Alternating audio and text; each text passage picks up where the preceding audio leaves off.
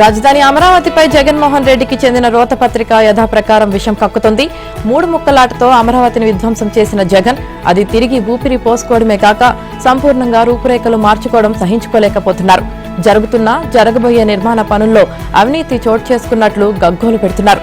గతంలో ప్రతిపక్షంలో ఉన్నప్పుడు ప్రపంచ బ్యాంకుకు లేఖలు రాసి రుణం రాకుండా అడ్డుకున్న జగన్ ఇప్పుడు కూడా రాజధాని అభివృద్ధికి ప్రపంచ బ్యాంక్, ఆసియా అభివృద్ధి బ్యాంకు మంజూరు చేసిన రుణాలను రాకుండా చేయడమే లక్ష్యంగా పెట్టుకున్నారన్న విమర్శలు వెల్లువెత్తుతున్నాయి.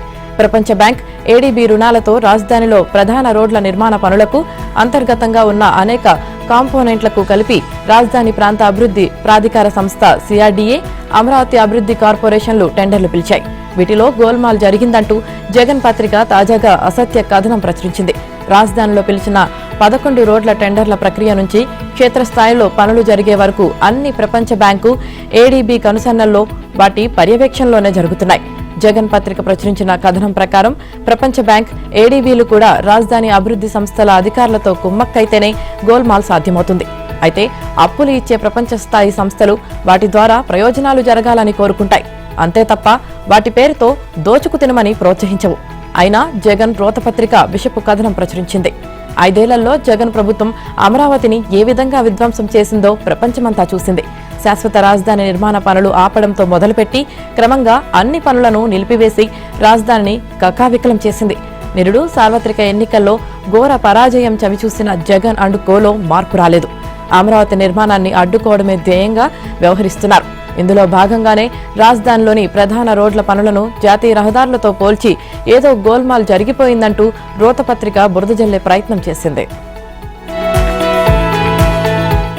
నిరుపేదలకు మేలు చేసే మరో కీలక నిర్ణయం కూటమి సర్కార్ తీసుకుంది.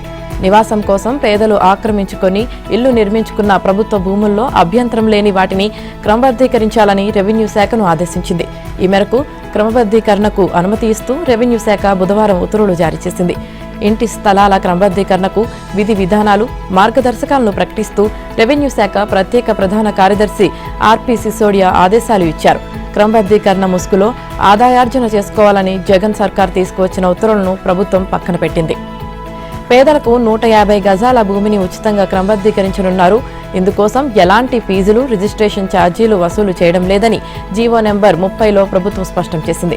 రాష్ట్ర విభజన తర్వాత 2015లోనే భూముల క్రమబద్ధీకరణకు అప్పటి చంద్రబాబు ప్రభుత్వం అనుమతి ఇస్తూ జీవో నెంబర్ 296 జారీ చేసింది. అనేక మంది పేదలకు మేలు చేసింది. జగన్ సర్కార్ వచ్చాక జీవో 296ను మార్చేశారు. పేదలకు కేవలం 100 గజాల వరకే ఉచితంగా క్రమబద్ధీకరించాలని, ఆ పైన ఉండే భూములకు మార్కెట్ విలువ వసూలు చేయాలంటూ జీవో 225 తెచ్చారు. ఈ జీవో ఆధారంగా దరఖాస్తు చేసుకున్న పేదలకు సగటున 10 లక్షల పైనే ఫీజులు చెల్లించాలని అధికారులు అప్పట్లో డిమాండ్ నోటీసులు ఇచ్చారు. వీటిని చూసి పేదలు అల్లాడిపోయారు. తమ వద్ద అంత సొమ్మే ఉంటే సొంతంగా ఇంటి స్థలాలు కొనుక్కుంటామని ఇదెక్కడి జీవో అంటూ ఆందోళన వ్యక్తం చేశారు. ఈ ఉత్తర్వులు వద్దని అధికారులు వారించినా ప్రజల నుంచి ఫీజులు పిండుకోవచ్చన్న ఆశతో జగన్ సర్కార్ ముందడుగు వేసింది. ఊహించినట్లే ఏ ఒక్క దరఖాస్తు ఆధారంగానూ క్రమబద్ధీకరణ జరగలేదు. ఆ తర్వాత ఈ జీవోను సవరించి మార్పులు చేసినా ప్రజలు క్రమబద్ధీకరణకు ముందుకు రాలేదు. ఇప్పుడు కూటమి ప్రభుత్వం ఈ విషయంపై పేదల కోణంలో ఆలోచించింది. ఉదయం లేచిన వెంటనే ఫోన్ చూడనిదే మనకు రోజు మొదలవదు. వాట్సాప్లో ఎన్ని మెసేజ్లున్నాయో చూస్తాం. స్టేటస్ ఏం పెట్టాలో అని ఆలోచిస్తాం. స్మార్ట్ ఫోన్ వినియోగించే వారందరి దైనందిన జీవితంలో వాట్సాప్ కూడా ఓ భాగమైపోయింది. అలాంటి మాధ్యమాన్ని వినియోగించుకుంటూ ప్రజలకు సులువుగా, సౌకర్యవంతంగా సేవలు అందించాలని రాష్ట్ర ప్రభుత్వం వినూత్న ఆలోచన చేసింది. పాలనలో సరికొత్త ఆవిష్కరణానికి శ్రీకారం చుడుతూ వాట్సాప్ పాలనను గురువారం నుంచి అందుబాటులోకి తెస్తుంది. దీని ద్వారా తొలి దశలో 161 ప్రభుత్వ సేవలు అందించనున్నారు. దేశంలోనే మొదటిసారిగా మన రాష్ట్రంలో వాట్సాప్ పాలనను అమలు చేస్తున్నామని ఈ సందర్భంగా ముఖ్యమంత్రి వెల్లడించారు. దీనిని మానవ వనరులు, ఇన్ఫర్మేషన్ టెక్నాలజీ శాఖల మంత్రి నారా లోకేష్ గురువారం అధికారికంగా ప్రారంభిస్తారని తెలిపారు. వాట్సాప్ ద్వారా పౌరులకు సేవలు అందించడంతో పాటు ప్రభుత్వ సమాచారం కూడా చేరవేరుస్తామని సీఎం చెప్పారు. ఈ సేవల కోసం ప్రభుత్వం అధికారికంగా వాట్సాప్ నెంబర్ను ప్రజలకు అందుబాటులో ఉంచుతుందని తెలిపారు. ఆ నెంబర్కు వెరిఫైడ్ ట్యాగ్ కూడా ఉంటుందన్నారు. ఈ నెంబరు వన్ స్టాప్ సెంటర్లా పనిచేస్తుందని అన్నారు. తొలి దశలో 161 సేవలు అందుబాటులోకి వస్తాయని, క్రమేపీ ఈ సేవలు మెరుగవుతాయని వెల్లడించారు. భవిష్యత్తులో ప్రభుత్వ సేవలు విస్తరిస్తూ పాలనలో మరింత సౌలభ్యాన్ని తీసుకువస్తామని చంద్రబాబు చెప్పారు. కార్యాలయాల చుట్టూ కాళ్లరిగేలా వినతి పత్రాలు పట్టుకు తిరిగినా ఫలితం ఉండడం లేదంటూ ప్రజల్లో అసహనం పెరుగుతోంది. ముఖ్యంగా రెవెన్యూ, మున్సిపల్, ఎండోమెంట్ సర్వీసులలో ఎదురయ్యే ఇబ్బందులతో ప్రజలు విసిగెత్తిపోతున్నారు. ఇప్పటికే పలు ప్రభుత్వ సేవలు ఆన్లైన్లో అందుబాటులో ఉన్నా వాటిని మెజారిటీ ప్రజలు నేరుగా వినియోగించుకోలేకపోతున్నారు. గతంలో ఆర్టీజీఎస్ సర్వేలో ప్రభుత్వ శాఖల సేవలపై ప్రజల్లో ఉన్న అసంతృప్తి వెల్లడైంది. ఇది గుర్తించిన ప్రభుత్వం నేరుగా ప్రజల ఫోన్ ద్వారానే సమస్యలు పరిష్కరించుకునే మార్గాన్ని గుర్తించింది. వాట్సాప్ ద్వారా సేవలు అందించాలని నిర్ణయించింది. దీనికోసం గతేడాది అక్టోబర్ 22న వాట్సాప్ మాతృ సంస్థ మెటాతో ప్రభుత్వం ఒప్పందం చేసుకుంది. రాష్ట్రంలో ఎమ్మెల్సీ ఎన్నికల నగారా మోగింది. గుంటూరు, కృష్ణా, ఉమ్మడి గోదావరి జిల్లాల పట్టభద్రుల నియోజకవర్గాలకు, శ్రీకాకుళం, విజయనగరం, విశాఖపట్నం ఉపాధ్యాయ ఎమ్మెల్సీ స్థానాలకు కేంద్ర ఎన్నికల సంఘం బుధవారం ఎన్నికల షెడ్యూల్ను విడుదల చేసింది. ఫిబ్రవరి 3న ఎన్నికలకు నోటిఫికేషన్ విడుదల చేయనుంది. 10వ తేదీ వరకు నామినేషన్ల దాఖలకు గడువుగా నిర్ణయించింది. ఫిబ్రవరి 11న నామినేషన్ల పరిశీలన కాగా 13 వరకు నామినేషన్ల ఉపసంహరణకు తుది గడువు. ఫిబ్రవరి 27వ తేదీన ఉదయం 8 గంటల నుంచి సాయంత్రం 4 గంటల వరకు పోలింగ్. మార్చి 3న ఓట్ల లెక్కింపు ప్రక్రియ చేపడతారు. ఎన్నికల షెడ్యూల్ విడుదల కావడంతో ఆయా జిల్లాల్లో ఎన్నికల ప్రవర్తన నియమావళి తక్షణమే అమల్లోకి వచ్చినట్లు స్పష్టం చేసింది. కాగా తెలంగాణలో 2 ఉపాధ్యాయ, 1 పట్టభద్రుల స్థానానికి ఎన్నికలు జరగనున్నాయి. రాష్ట్ర నూతన డీజీపీగా హరీష్ కుమార్ గుప్తా నియమితులయ్యారు. విజిలెన్స్ ఎన్ఫోర్స్మెంట్ డీజీగా ఉన్న ఆయనకు ప్రభుత్వం డీజీపీగా పూర్తి అదనపు బాధ్యతలు అప్పగించింది. ప్రస్తుత డీజీపీ ద్వారకా తిరుమలరావు శుక్రవారం పదవి విరమణ చేయనున్నారు. దీంతో ఆయన స్థానంలో గుప్తాను నియమిస్తూ ప్రభుత్వ ప్రధాన కార్యదర్శి కె విజయానందన్ ఉత్తర్వులు జారీ చేశారు. డీజీపీగా రిటైర్ అవుతున్న తిరుమలరావు ఏపీఎస్ఆర్టీసీ మేనేజింగ్ డైరెక్టర్గా కొనసాగనున్నారు. తొలి ఉత్తర్వుల్లో ఆర్టీసీ ఎండీగాను ఆయన్ను రిలీవ్ చేస్తున్నట్లు పేర్కొన్నారు. అనంతరం మళ్లీ ఆ పోస్టులో ఏడాది పాటు నియమిస్తూ సీఎస్ వేరుగా ఆదేశాలు ఇచ్చారు. వాస్తవానికి ఆర్టీసీ ఎండీగా ఉన్న తిరుమలరావు కూడా డీజీపీగా పూర్తి అదనపు బాధ్యతలే నిర్వహిస్తున్నారు. ఇప్పుడు గుప్తాకు కూడా అలాగే అదనపు బాధ్యతగా అప్పగించనున్నారు. కొత్తగా డీజీపీగా ఎంపికైన ఆయన 1992 బ్యాచ్కు చెందిన ఐపీఎస్ అధికారి. జమ్మూ కాశ్మీర్కు చెందిన ఆయన న్యాయశాస్త్రంలో పట్టా పొందారు. 1993 డిసెంబర్లో ఖమ్మం ఏఎస్పీగా తొలుత విధుల్లో చేరారు. తర్వాత మెదక్, పెద్దపల్లి ఏఎస్పీగా పనిచేశారు. కరీంనగర్, నల్గొండ జిల్లాల అదపు ఎస్పీగా, అనంతరం కృష్ణా, నల్గొండ జిల్లాల ఎస్పీగా విధులు నిర్వహించారు. సమర్థ అధికారిగా పేరు తెచ్చుకున్న ఆయన గుంటూరు రేంజ్ ఐజీ, శాంతి భద్రతల ఐజీగాను పనిచేశారు. అయితే జగన్ హయాంలో ఆయన్ను అప్రధాన పోస్టులకు పరిమితం చేశారు. గత ఏడాది సార్వత్రిక ఎన్నికల సమయంలో నాటి డీజీపీ కేవీ రాజేంద్రనాథ్ రెడ్డిని కేంద్ర ఎన్నికల కమిషన్ తొలగించి ఆయన స్థానంలో గుప్తాను డీజీపీగా నియమించింది. చంద్రబాబు సారథ్యంలో టీడీపీ కూటమి ప్రభుత్వం వచ్చిన తర్వాత ఆయన్ను విజిలెన్స్ డీజీగా బదిలీ చేసింది. గుప్తా ఆగస్టు 31న ఆయన పదవి విరమణ చేయాల్సి ఉంది. ఇస్రో మహా అద్భుత విజయాన్ని అందుకుంది. ఈ ఏడాది ఇస్రో చేపట్టిన తొలి ప్రయోగం షార్లో వందో మిషన్ విజయవంతమైంది.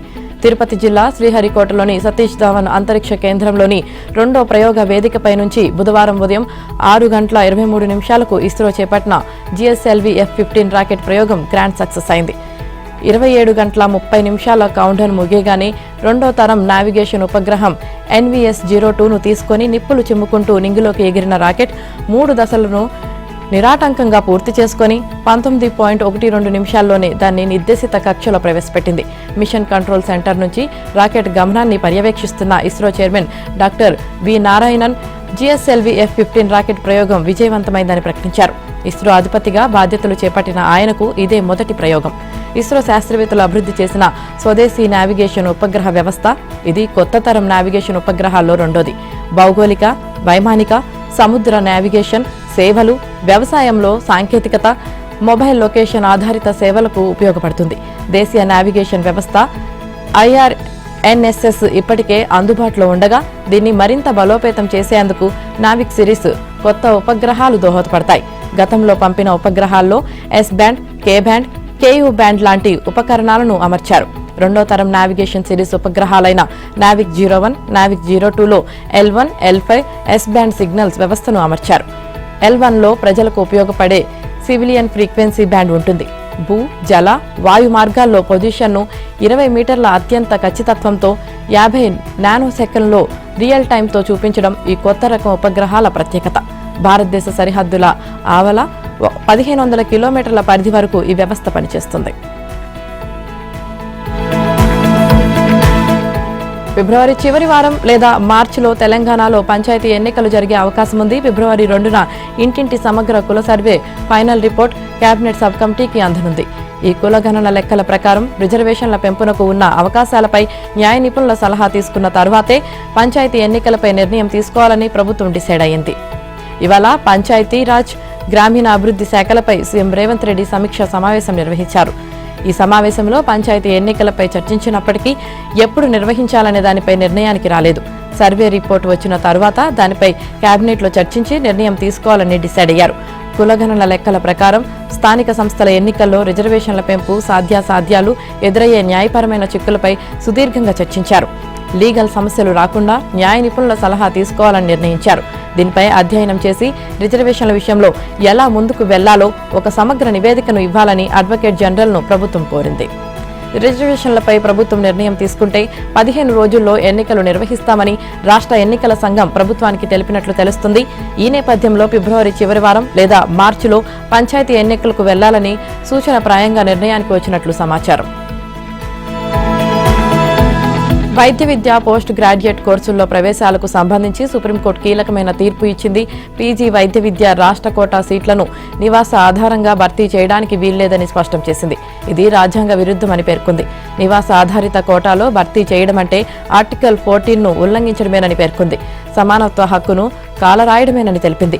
నివాస ఆధారిత రిజర్వేషన్లు ఎంబీబీఎస్ ప్రవేశాల వరకు ఆమోదయోగ్యమని, పీజీకి మాత్రం కుదరదని పేర్కొంది. పీజీలో స్పెషాలిటీ వైద్య సేవలు ఉంటాయని గుర్తు చేసింది.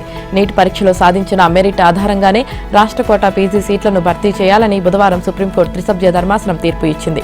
మనకు దేశంలో ఎక్కడైనా నివసించే హక్కు ఉన్నట్టే ఎక్కడైనా చదువుకునే హక్కు కూడా ఉంది. మనమందరం భారత భూభాగంలో నివాసితులం. ఏ ప్రాంతం, ఏ రాష్ట్రం అనే తేడా ఉండదు. ఎక్కడైనా ఉద్యోగం, వ్యాపారం చేసుకునే హక్కు ఉంది. అలాగే చదువుకునే హక్కు కూడా ఉంది అని justice Rishikesh Roy, justice Sudhanshu దులియా, justice SBN భట్టీల ధర్మాసనం తేల్చి చెప్పింది.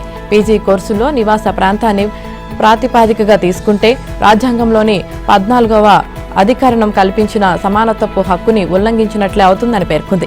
రాష్ట్రాల కోటా సీట్లలో నిర్దేశిత రిజర్వేషన్లు అమలు చేసిన తర్వాత మిగిలిన సీట్లను తప్పనిసరిగా ఆల్ ఇండియా పరీక్షలో చూపిన ప్రతిభ ఆధారంగా భర్తీ చేయాల్సి ఉంటుందని స్పష్టం చేసింది. చిత్తూరు జిల్లాలో మాజీ మంత్రి పెద్దిరెడ్డి రామచంద్రారెడ్డి కుటుంబ సభ్యులు పుంగనూరు నియోజకవర్గంలోని పులిచెర్ల మండలం మంగళంపేట రెవెన్యూ గ్రామ పరిధిలో భూ ఆక్రమణలకు పాల్పడినట్లు ఏబిఎన్ ఆంధ్రజ్యోతి కథనాన్ని ప్రసారం చేసింది. 75 ఎకరాల అటవీ భూములు పెద్దిరెడ్డి కుటుంబం పేరు మీద చేరడంపై అప్పట్లో ఏబిఎన్ కథనం ప్రసారం చేయడమే కాకుండా అటవీ భూముల్లో ఆయన విలాసవంతమైన భవనాన్ని నిర్మించుకున్న వైనాన్ని కూడా వెలుగులోకి తీసుకువచ్చింది. అటవీ భూములను ఆక్రమించుకొని పండ్ల తోటలను పెంచుతున్నారని, లోపలకు రోడ్లు కూడా వేసుకున్నారని ఏబిఎన్ బయటపెట్టింది. ఈ వ్యవహారంపై 2-3 నెలల క్రితం ప్రభుత్వం నివేదిక ఇవ్వాలని రెవెన్యూ అధికారులను ఆదేశించింది. భూ ఆక్రమణలపై అక్కడ రెవెన్యూ అధికారులు ప్రాథమిక నివేదికను సిద్ధం చేశారు. అటవీ భూములను ఆయన ఆక్రమించుకున్నారని కూడా తేల్చారు. ఈ నివేదికను ముఖ్యమంత్రికి కూడా అందించారు. పొంగనూరు, తంబలపల్లి, రేణుగుంట మండలాల్లో రికార్డులు తారుమారుతో బినామీ పేర్లతో 100 ఎకరాలు ఆక్రమించుకున్నట్లు పలువురు వైసీపీ నేతలపై పెద్ద ఎత్తున ఆరోపణలు కూడా ఉన్నాయి. పక్కా ఆధారాల సేకరణతో కఠిన చర్యలు చేపట్టాలని కూటమి ప్రభుత్వం నిర్ణయించింది. ఇందులో భాగంగానే పెద్దిరెడ్డి భూ ఆక్రమణలపై అక్కడి అధికారులతో జాయింట్ కమిటీని విచారణ కోసం ముఖ్యమంత్రి నియమించారు. మరోవైపు రాష్ట్ర పంచాయతీరాజ్ గ్రామీణాభివృద్ధి శాఖ మంత్రి పవన్ కళ్యాణ్ కూడా పెద్దిరెడ్డి ఆక్రమణలపై స్పందించారు. దీనిపై తనకు వెంటనే నివేదిక ఇవ్వాలని principal chief conservative of forest కు పవన్ కళ్యాణ్ ఆదేశాలు జారీ చేశారు. భూములను ఏ మేరకు ఆక్రమించారు, అక్కడ ఉన్న అడవులను ఎలా ధ్వంసం చేశారో విచారణ చేపట్టి నివేదిక ఇవ్వాలని కోరారు. అటవీ భూముల రికార్డులు ఎక్కడైనా తారుమారు చేశారా, అందుకు బాధ్యులు ఎవరు, లబ్ధి పొందింది ఎవరనేది నివేదికలో వివరించాలన్నారు. ఆక్రమించిన వారు ఎంతటి వారైనా చట్టపరంగా చర్యలు తీసుకోవాలన్నారు. మాజీ మంత్రి పెద్దిరెడ్డితో పాటు ముఖ్యంగా మదనపల్లి సబ్ కలెక్టర్ కార్యాలయంలో ఫైలదగ్ధం సంఘటన వెనుక భూ ఆక్రమణదారుల హస్తం ఉందని ప్రభుత్వం గట్టిగా నమ్ముతుంది. ఇందులో భాగంగానే పెద్దిరెడ్డితో పాటు మిగతా నేతల భూ ఆక్రమణలపై సీరియస్ గా వ్యవహరించాలని ప్రభుత్వం రెవెన్యూ శాఖ ఉన్నతాధికారులను ఆదేశించింది. తెలుగుదేశం ప్రతిపక్షంలో ఉన్న సమయంలో వెంటాడి వేధించిన అధికారులు కూటమి ప్రభుత్వం అధికారంలోకి వచ్చిన తర్వాత పదవులు పొందిన వారి ప్రమాణ స్వీకారానికి హాజరవుతున్న వ్యవహారాన్ని టీడీపీ హైకమాండ్ సీరియస్ గా తీసుకుంటోంది. ఆ అధికారిని ఆహ్వానించిన వారందరినీ పిలిపించి వివరణ తీసుకుని అవసరమైతే వారిపై క్రమశిక్షణ చర్యలు తీసుకోవాలని హైకమాండ్ భావిస్తోంది. ఇటీవల తెలుగుదేశం పార్టీ కార్పొరేషన్ చైర్మన్లను నియమించింది. రాష్ట్ర న్యాయ బ్రాహ్మణ కార్పొరేషన్ కు డైరెక్టర్లను నియమించారు. వీరి ప్రమాణ స్వీకారోత్సవ కార్యక్రమం విజయవాడలోని తుమ్మలపల్లి కళాక్షేత్రంలో మంగళవారం సాయంత్రం జరిగింది. ఈ కార్యక్రమానికి ముఖ్య అతిథిగా మంత్రి కొల్లు రవీంద్రను పిలిచారు. అయితే అక్కడకు గతంలో తనను వెంటాడి వేధించిన కృష్ణా ఎస్పీగా పనిచేసిన రవీంద్రనాథ్ బాబును ఆహ్వానించారని తెలుసుకున్న మంత్రి ఆ కార్యక్రమానికి రాకుండా ఆగిపోయారు. అయితే సభ వద్ద జరిగిన పరిణామాలను తెలుసుకుని మంత్రి ఆగ్రహానికి గురయ్యారు. కృష్ణా జిల్లా ఎస్పీగా ఉన్నారు. అప్పట్లో ఒక హత్య కేసులో కొల్లు రవీంద్రకు సంబంధం లేకపోయినప్పటికీ రాజకీయ కక్షతో అప్పటి అధికార వైసీపీ ఆదేశాలతో కొల్లు రవీంద్రను నిందితుడిగా చేర్చారు. దీంతో కొల్లు రవీంద్రను అరెస్టు చేసి రాజమండ్రి సెంట్రల్ జైలుకు పంపారు. ఈ కేసులో కొల్లు రవీంద్రను అరెస్టు చేయడం వెనుక అప్పటి కృష్ణా ఎస్పీగా పనిచేసిన రవీంద్రనాథ్ బాబు ఓవర్ యాక్షన్ ఉందని అప్పట్లోనే టీడీపీ ఆరోపించింది. అయితే న్యాయ బ్రాహ్మణ డైరెక్టర్ల ప్రమాణ స్వీకారోత్సవ సభకు రవీంద్రనాథ్ బాబును అతిథిగా పిలవడంపై కొల్లు రవీంద్ర తీవ్ర ఆగ్రహం వ్యక్తం చేశారు.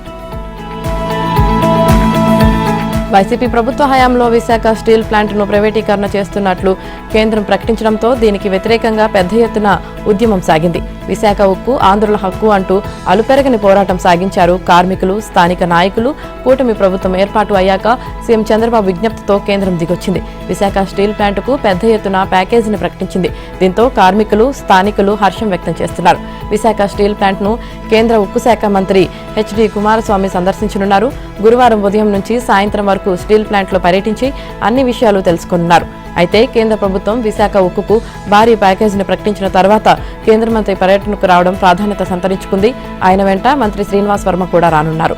ఏపీలో జగన్మోహన్ రెడ్డి ముఖ్యమంత్రిగా ఉన్న సమయంలో విశాఖ స్టీల్ ప్లాంట్ ప్రైవేటీకరణ ప్రకటన వచ్చింది. దీంతో కార్మిక లోకం భగ్గుమంది. ఆనాటి కేంద్ర నిర్ణయాన్ని అప్పటి ముఖ్యమంత్రి జగన్మోహన్ రెడ్డి అడ్డుకోకుండా సంపూర్ణ మద్దతు ఇవ్వడాన్ని కార్మిక లోకం ఆగ్రహం వ్యక్తం చేసింది. ప్రకటన వచ్చినప్పటి నుంచి విశాఖ ఉక్కు పరిరక్షణ పోరాట కమిటీ ఆధ్వర్యంలో రిలే నిరాహార దీక్షలు కొనసాగాయి. పలు రాజకీయ, ప్రజా, పౌర కార్మిక సంఘాలు ఈ దీక్షకు మద్దతు ప్రకటించాయి. ఇప్పటికీ కూడా ఈ దీక్షా శిబిరాలు నిర్విరామంగా కొనసాగుతున్నాయి.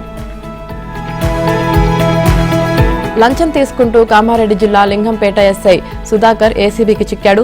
ఓ వ్యాపారి వద్ద నుంచి 12,500 తీసుకుంటూ పట్టుబడ్డాడు.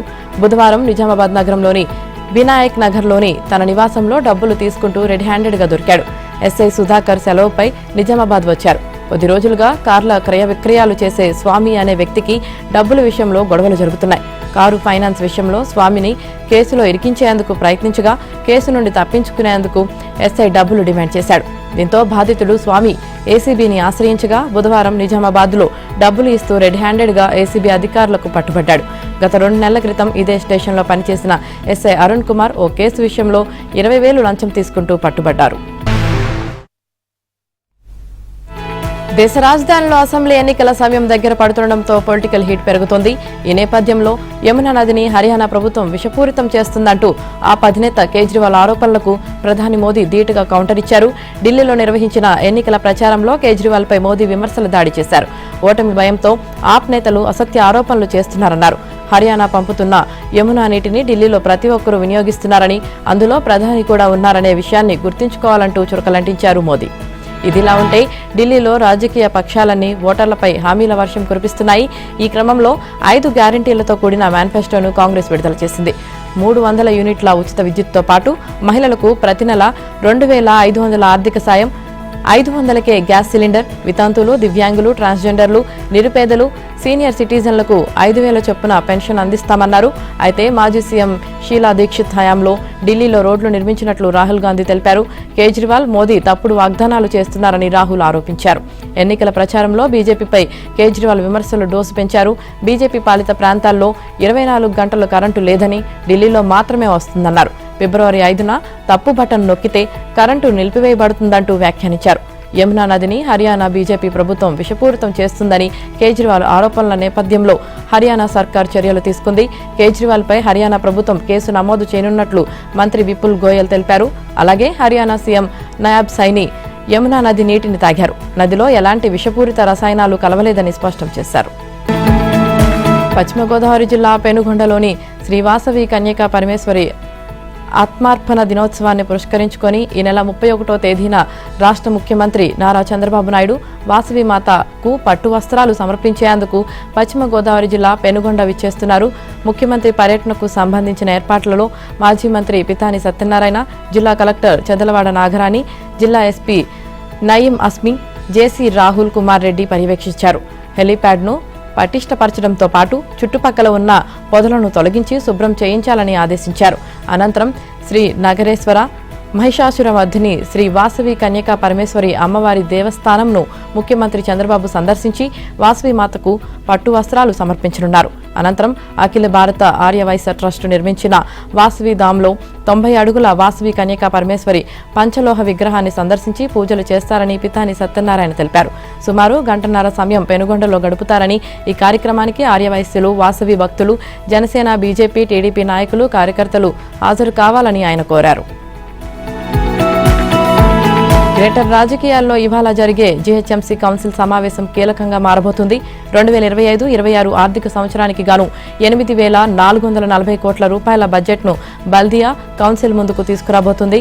అలాగే 2024-25లో ప్రవేశపెట్టి సవరించిన 8,118 కోట్ల బడ్జెట్పై చర్చించడంతో పాటు ఆమోదం కోసం ఈ కౌన్సిల్ సమావేశం జరగనుంది. ఇందుకోసం అధికారులు ఇప్పటికే అన్ని ఏర్పాట్లు చేశారు. కార్పొరేటర్ల నుంచి 125 ప్రశ్నలు రాగా 21 ప్రశ్నలు చర్చించేందుకు ఆమోదం తెలిపారు. దీనిపై కార్పొరేటర్లు అసంతృప్తి వ్యక్తం చేస్తున్నారు. కౌన్సిల్ ఏర్పడి 4 ఏళ్లు కావస్తున్నా గతంలో ఇచ్చిన హామీలు పూర్తిగా అమలు కావడం లేదని, బడ్జెట్లో సరిగా కేటాయింపులు లేవంటూ బీజేపీ, బీఆర్ఎస్ కార్పొరేటర్లు మండిపడుతున్నారు. ఈ సమావేశంలో నిధుల కేటాయింపుపై మేయర్ అధికారులను నిలదీయాలని భావిస్తున్నారు. మరోవైపు గత కొన్ని రోజులుగా మేయర్పై అవిశ్వాస తీర్మానం పెడతారనే చర్చ జోరుగా సాగుతోంది. జీహెచ్ఎంసీ చట్టం ప్రకారం ఫిబ్రవరి 10తో 4 ఏళ్లు పూర్తవుతున్న సందర్భంగా పార్టీ మారిన మేయర్, డిప్యూటీ మేయర్లపై బీఆర్ఎస్ అవిశ్వాస తీర్మానం పెట్టాలనే యోచనలో ఉందని, ఇందుకోసం బీజేపీ కూడా ఎదురుచూస్తున్నట్టు చర్చ సాగింది. అయితే ఈ విషయంపై ఆయా పార్టీల అధిష్టానాలు కూడా కార్పొరేటర్లతో సమావేశమై దిశానిర్దేశం చేశాయి. ఈ కౌన్సిల్ సమావేశంలో అవిశ్వాసంపై కూడా కేవలం బడ్జెట్ అంశంపై మాత్రమే చర్చించాలని బీజేపీ తన కార్పొరేటర్లకు సూచించింది. అటు బీఆర్ఎస్ కూడా మొదట్లో గట్టిగానే అవిశ్వాసంపై మాట్లాడినా ఆ తర్వాత మారుతున్న పరిణామాలతో మౌనంగా ఉన్నట్లు తెలుస్తుంది. ఆ పార్టీ కూడా నగర అభివృద్ధి, నిధుల కేటాయింపు, ప్రజా సమస్యలపై మాత్రమే కౌన్సిల్లో చర్చించాలని తీర్మానించుకున్నట్లు సమాచారం. ఇటీవల మాజీ మంత్రి తలసాని ఆధ్వర్యంలో నగర పరిధిలోని బీఆర్ఎస్ ఎమ్మెల్యేలు, ఎమ్మెల్సీలు, కార్పొరేటర్లంతా జీహెచ్ఎంసీ కమిషనర్ ఇలంబర్తిని కలిసి వినతిపత్రం అందజేశారు. బడ్జెట్లో తమ డివిజన్లకు ప్రాధాన్యత ఇచ్చి నిధులు కేటాయించాలని కోరారు. సికింద్రాబాద్ కంటోన్మెంట్ బోర్డు పరిధిలో రక్షణ శాఖ భూములలో వెలిసిన అక్రమ నిర్మాణాలపై రక్షణ శాఖ, కంటోన్మెంట్ అధికారులు కొరడా జుల్పించారు. సికింద్రాబాద్ కంటోన్మెంట్ బోర్డు పరిధిలో రక్షణ మంత్రిత్వ శాఖకు సంబంధించిన B3 కేటగిరీకి చెందిన 190వ బంగ్లాలో వెలిసిన అక్రమ నిర్మాణాలను డిఫెన్స్ ఎస్టేట్ అధికారులు, బోర్డు ఇంజనీర్లు సంయుక్తంగా నేలమట్టం చేశారు. 190వ బంగ్లాలో వెలిసిన అక్రమ నిర్మాణాల విషయంలో కోర్టు ఇచ్చిన తీర్పు నేపథ్యంలో ఇప్పటికే నోటీసులు జారీ చేసినట్లు కంటోన్మెంట్ సీఈఓ మధుకర్ నాయక్ తెలిపారు. ఇదే తరహాలో మరికొన్ని బంగ్లాలను కూడా త్వరలోనే కూల్చివేస్తామని అధికారులకు తెలిపారు. గత కొన్నేళ్లుగా అన్యక్రాంతమవుతున్న కంటోన్మెంట్ రక్షణ స్థలాలను కాపాడే క్రమంలో అధికారులు కూల్చివేతలు ప్రారంభించారు. 3 ఎకరాల విస్తీర్ణంలో ఉన్న రాజీవ్ గాంధీ ఏవియేషన్ అకాడమీతో పాటు వ్యాపారం కోసం వాడుకుంటున్న రక్షణ శాఖ భూములను తిరిగి స్వాధీనం చేసుకున్నారు.